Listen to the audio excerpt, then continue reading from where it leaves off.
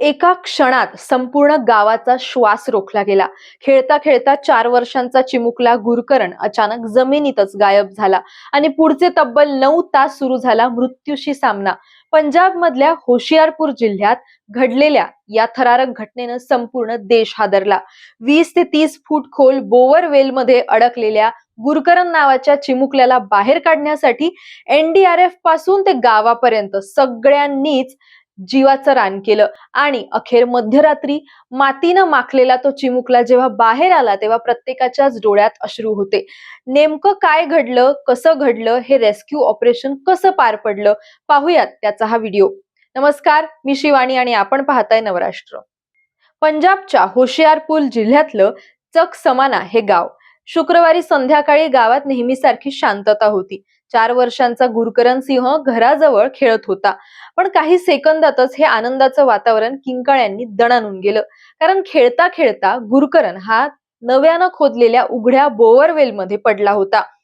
गावकऱ्यांनी धावत घटनास्थळी गर्दी केली. घरच्यांचा आक्रोश सुरू झाला आणि प्रशासनाला सुद्धा तातडीनं माहिती देण्यात आली. माहिती मिळताच NDRF, SDRF, पंजाब पोलीस, अग्निशमक दल आणि जिल्हा प्रशासनाच्या टीम्स घटनास्थळी दाखल झाल्या. पण समोरचं आव्हान अत्यंत कठीण होतं.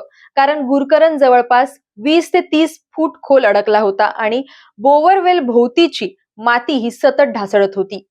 सुरुवातीला रेस्क्यू टीमनं बोअरवेल मध्ये कॅमेरा आणि ऑक्सिजन पाईप सोडला, जेणेकरून मुलाची हालचाल कळू शकेल आणि त्याला श्वासही घेता येईल. कॅमेरामध्ये सुरुवातीला गुरकरणची हालचाल दिसत होती. तो जिवंत असल्याचा पुरावा रेस्क्यू टीमसाठी एक आशेचा किरण ठरला. गुरकरण बेटा, तू घाबरू नकोस, आम्ही तुला बाहेर काढतोय, अशी हाक त्याच्या आईला बोअरवेलच्या जवळून मारायला सांगण्यात आली, जेणेकरून चिमुकला घाबरू नये. आईचा आवाज ऐकून तिथे उपस्थित अनेकांचे डोळे सुद्धा पाणावले. मात्र वेळ जसजसा पुढे जात होता तसतसं ऑपरेशन अधिकच कठीण बनत होतं.